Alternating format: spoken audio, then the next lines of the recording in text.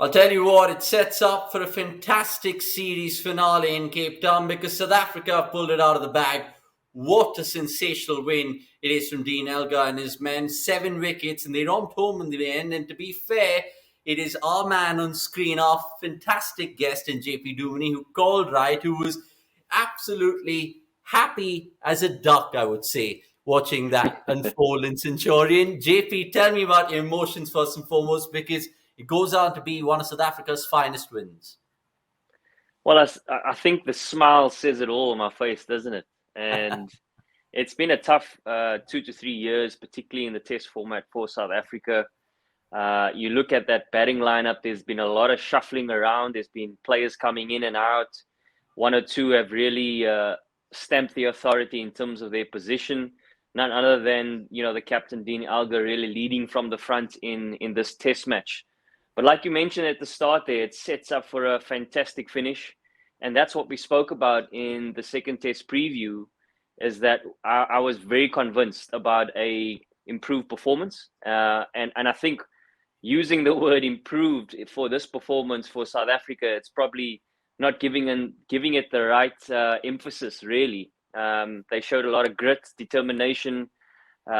We've always associated the word resilience with the Proteas, and they showed so much of that in the last couple of days. Yeah, it literally is grit, determination, all the adjectives that you want to use, you can use, JP, because look, it's a South African day to celebrate. So we'll pick the bones out of this in this post-match analysis with you. First and foremost, look, the game had ebbs and flows like every test match does. It swung like a pendulum, most would say. But in retrospect, did India lose that game or did South Africa win that game? Can you explain to me and the rest of the cricket fans watching this, please? I would be more favored to say South Africa won that. And the Yeah. reason why I say that, we have to put into context what South Africa has gone through over the last 2 to 3 years, as I mentioned earlier. And, you look at the first test at Centurion and the pummeling that they got from India there. A lot of people would have written off South Africa. And, Dean Elgar spoke in the media about some hard conversations needing to be had. And, knowing the character of Dean Elgar, he would be front and center in terms of that conversation, facilitating it, leading it, and really challenging the guys in a positive way of trying to get the best out of them. And what really stood out as well from a character such as Dean Elgar is the fact that he led from the front in terms of his performance. And particularly in that second innings, when he really took those blows against the head, against the body, but at no point did he show any kind of, let's call it for a lack of a better word, sort of weakness around his grit and determination of really getting his team over the line. So I would definitely be favored to say South Africa won that. And also to couple with Dean Elgar's sort of character and his performance, I think from a bowling perspective as well, South Africa really were on the button from ball one. And we look again to the first test. That's where they lacked that first session, first half day of that first test, where they kind of got into their groove, where they knew they needed to strike early. The opening stand of Mayank and Rahul was going to be a critical one to kind of get into that middle order, and they did exceptionally well doing that.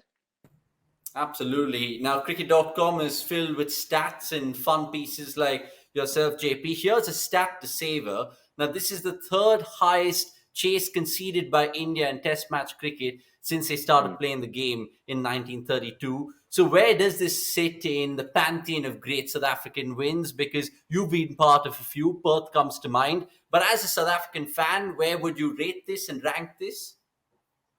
Up there is one of the best, honestly. And you look at the context of the venue itself against Yeah. India, where we haven't beaten India at the Wanderers, and one would think in those conditions it'd be sort of that pendulum would really be swaying towards South Africa's side.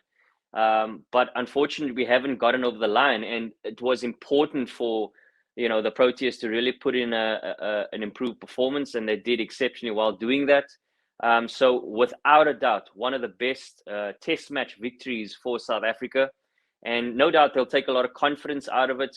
But at no point do they want to be complacent around that. Yes, they want to celebrate it, but take the good out of that and still look at where are the areas to improve, and there are some, yes.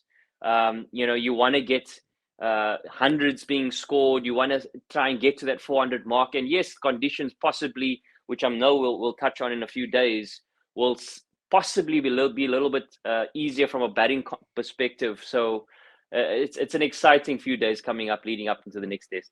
Dean Elgar comes to mind. Let's talk about his individual performance, because we talk about the win in general being grit and determination, sums up Elgar's character, and fully deserving the man of the match accolade, because he loves this ground. It's a happy hunting ground. Many would say it's a deja vu, because he's got 86 not out in that defeat the last time around in 2018 and 96 not out this time. Deja vu Elgar, people are nicknaming here. But jokes apart, what do you have to make about his knock? What set him apart in such a tricky wicket, to be fair, JP?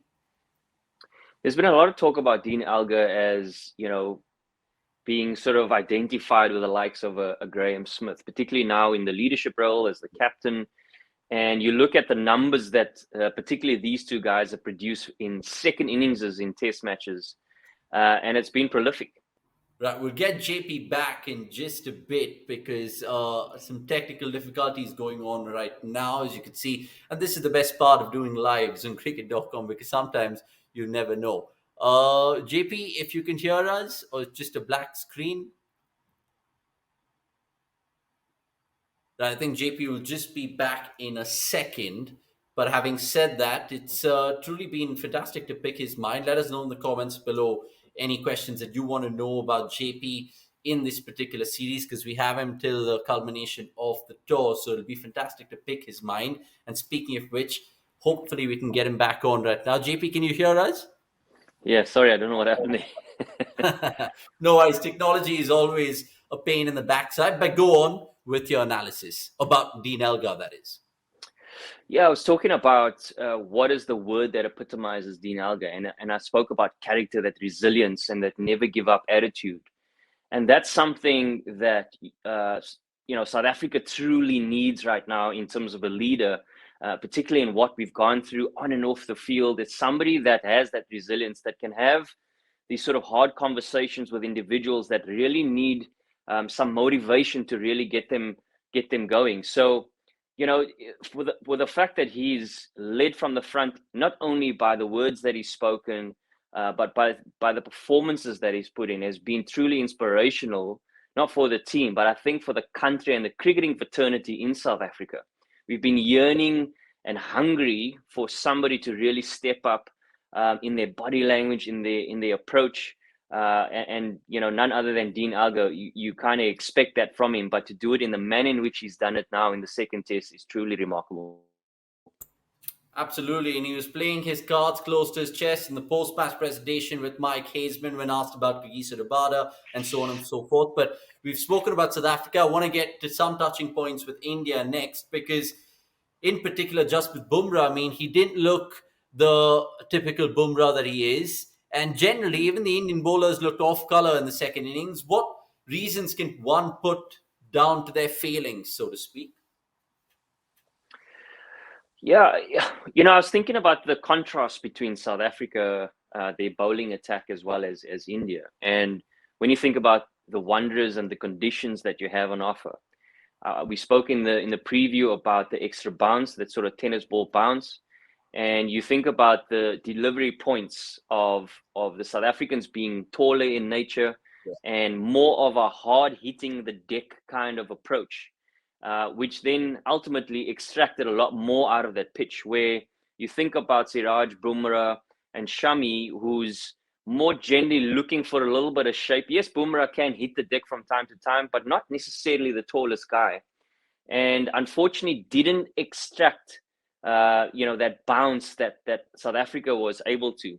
I don't think, particularly in the first inning, I don't think they bowled poorly. There was a lot of plays and misses, particularly from Bumrah. But unfortunately, you have to also give credit to the South African batters. The way they approach things, from a second innings perspective, chasing that 240, anything slightly short, they pounced on, and making sure that anything slightly full as well. So that in between length is where they were really solid in defense, understood where their off stump was, being able to leave well, but when presented with a scoring opportunity, they pounce on it. And we know that in Test match cricket, partnerships are really key.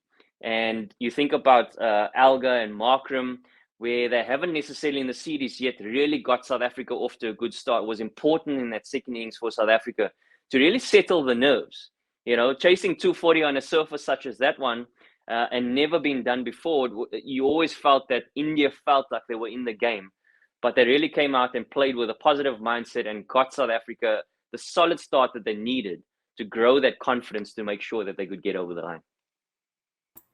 Right, and let's spare a thought for Shardul Thakur, who of course pocketed 7 for 61, which is the best figures for India in South Africa, and it also goes on to be the best figures in a way losing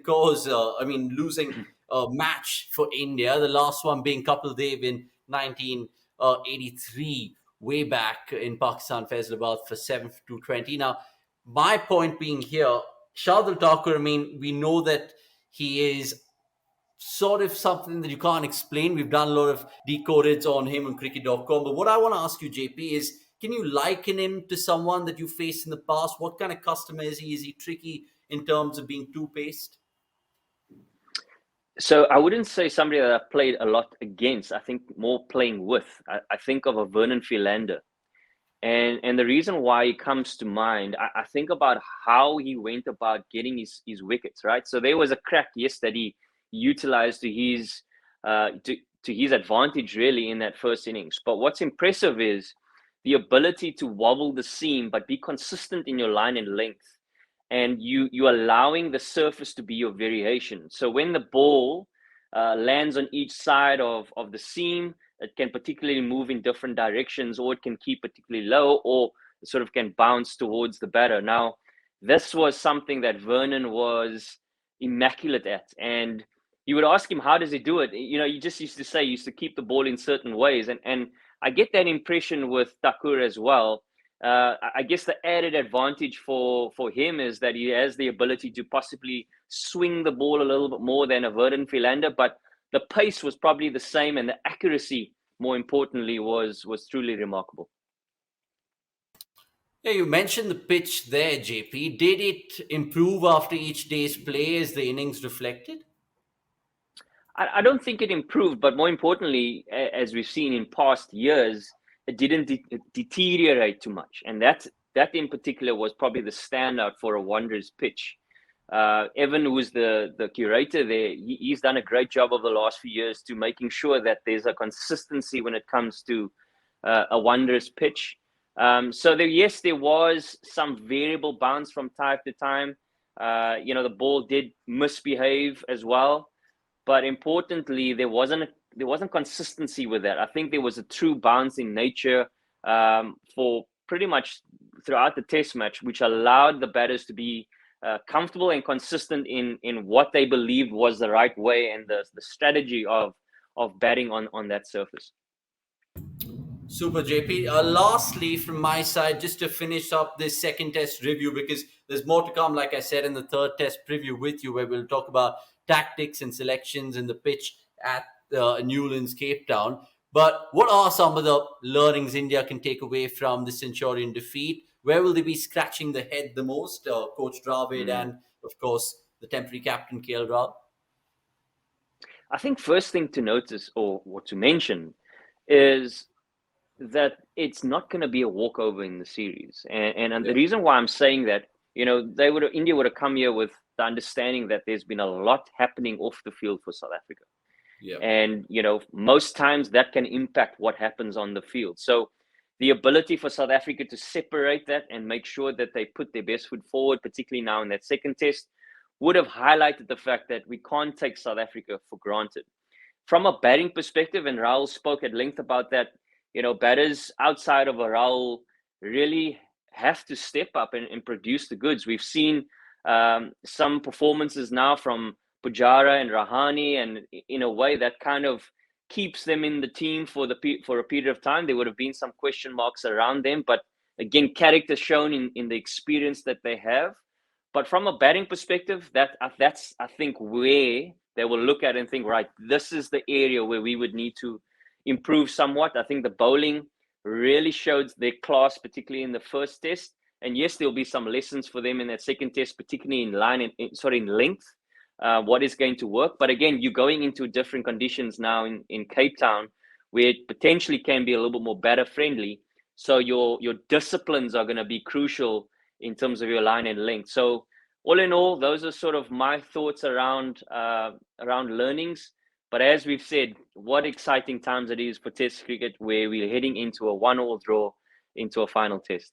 Yeah, absolutely well summed up, JP. Because look, I mean, you called it. We titled our thumbnail in the second test preview saying expect South Africa to bounce back, because those were your words, and they did.